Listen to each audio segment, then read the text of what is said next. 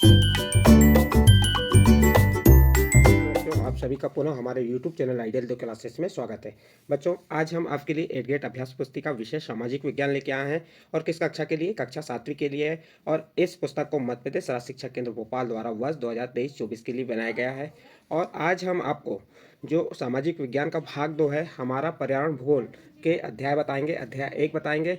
और ये जो आपकी 8 गेट अभ्यास पुस्तिका है, इसी 8 गेट अभ्यास पुस्तिका से आपकी परीक्षा में प्रश्नों को पूछा जाएगा।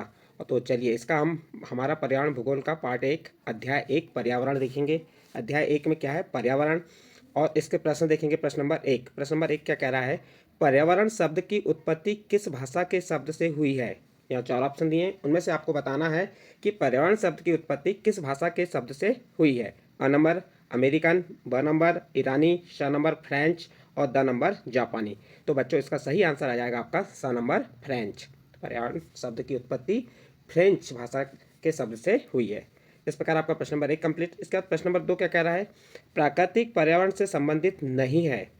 यहाँ पे 4 ऑप्शन दिए हैं। चारों ऑप्शन में से आपको बताना है कि प्राकृतिक पर्यावरण जो प्रकृति द्वारा बनाया गया पर्यावरण है वह संबंधित नहीं है। अ नंबर पर्वत, ब नंबर नदियाँ, स नंबर पेड़ और द नंबर इमारतें।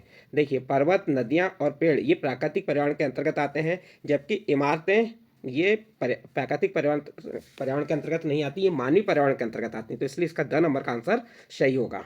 नेक्स्ट प्रश्न देखिए, प्रश्न नंबर 3। पृथ्वी के चारों ओर फैली वायु की पतली परत को कहते हैं? अ नंबर जलमंडल, ब नंबर वायुमंडल, स नंबर स्थलमंडल और द नंबर जीवमंडल। क्या कह रहा है? पृथ्वी के चारों ओर फैली वायु की पतली परत को। तो इसका सही आंसर आ जाएगा ब नंबर वायुमंडल कहते हैं। प्रश्न नंबर 3 कंप्लीट हुआ। इसका नेक्स्ट प्रश्न आता है आपका प्रश्न नंबर 4। प्रश्न नंबर 4 क्या कह रहा है? पर्यावरण से क्या आशय है? तो चलिए इसका उत्तर देखते हैं। किसी भी जीवित प्राणी के चारों ओर पाए जाने वाले लोग, स्थान, वस्तु एवं प्रकृति को पर्यावरण कहते हैं। यह प्राकृतिक एवं मानवीय निर्मित परिघटनाओं का मिश्रण है। कौन? पर्यावरण। पर्यावरण हमारे जीवन का मूल आधार है। यह हमें सांस लेने के लिए हवा, पीने के लिए पानी, पीने के लिए जल, खाने के लिए भोजन एवं रहने के लिए भूमि प्रदान करता है। तो इस प्रकार से आप पर्यावरण के आशय को बता सकते हैं। इसके बाद नेक्स्ट प्रश्न है आपका प्रश्न नंबर 5। प्रश्न नंबर 5 क्या कह रहा है? प्राकृतिक पर्यावरण का निर्माण करने में कौन कौन से घटक सहायक होते हैं? आप उत्तर में बताएंगे। प्राकृतिक पर्यावरण का निर्माण करने वाले घटक हैं भूमि, जल, वायु, पेड़ पौधे एवं जीव जंतु हैं। ये सभी मिलकर प्राकृतिक पर्यावरण बनाते हैं। आपका प्रश्न नंबर 5 का उत्तर यहाँ पे कंप्लीट होता है। इसके बाद नेक्स्ट प्रश्न आता है आपका प्रश्न नंबर 6। प्रश्न नंबर 6 क्या कह रहा है? प्रकृति निर्मित एवं मानव निर्मित वस्तुओं की सूची बनाइए। देखिए बच्चों, इसमें आपको बताना है कि प्रकृति से निर्मित या प्रकृति द्वारा जो निर्माण की वस्तु कौन सी है और मानव द्वारा निर्मित या मानव निर्मित वस्तुएं कौन सी, वह उसकी आपको सूची बनाना है। तो देखिए, हमने आपको बताया प्रकृति द्वारा निर्मित वस्तु कौन सी हो गई? पर्वत हो गया, नदियाँ, पेड़, प्राणी आदि, ये किसके द्वारा? प्रकृति द्वारा। और मानव निर्मित वस्तुएं कौन सी हैं? जिसे मानव बनाता है, जैसे सड़क, कपड़े, किताब, इमारतें, उद्योग, स्मारक, पार्क आदि। तो इस प्रकार से आप प्रश्न नंबर 6 का उत्तर लिख सकते हैं। नेक्स्ट प्रश्न आता है आपका प्रश्न नंबर 7। पारितंत्र का निर्माण करने में कौन कौन सहायक होते हैं? प्रश्न क्या है? पारितंत्र का निर्माण करने में कौन कौन सहायक होते हैं? तो आप उत्तर बताएंगे। सभी पेड़ पौधे, जीव जंतु एवं मानव अपने आसपास के पर्यावरण पर आश्रित होते हैं। जीवधारियों का आपसी एवं अपने आसपास के पर्यावरण के बीच का संबंध ही पारितंत्र होता है या पारितंत्र कहलाता है। इस प्रकार से आप प्रश्न नंबर 7 कंप्लीट कर सकते हैं। नेक्स्ट प्रश्न आता है आपका प्रश्न नंबर 8। और आपको बता दें बच्चों कि आपकी 8 गेट अभ्यास पुस्तिका से ही आपकी वार्षिक परीक्षा में प्रश्नों के उत्तर, ये प्रश्न पूछे जाएंगे, इसलिए आप 8 गेट की तैयारी अच्छे से कीजिए। नेक्स्ट प्रश्न है प्रश्न नंबर 8। पृथ्वी की ऊपरी परत किन चीज़ों से बनी है? तो आप उत्तर बताएंगे।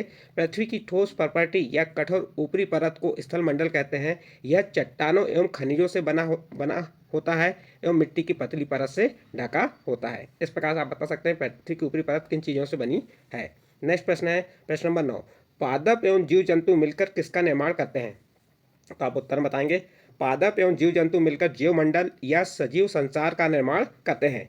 यह पृथ्वी का वह संकीर्ण क्षेत्र है जहां स्थल, जल एवं वायु मिलकर जीवन को संभव बनाते हैं।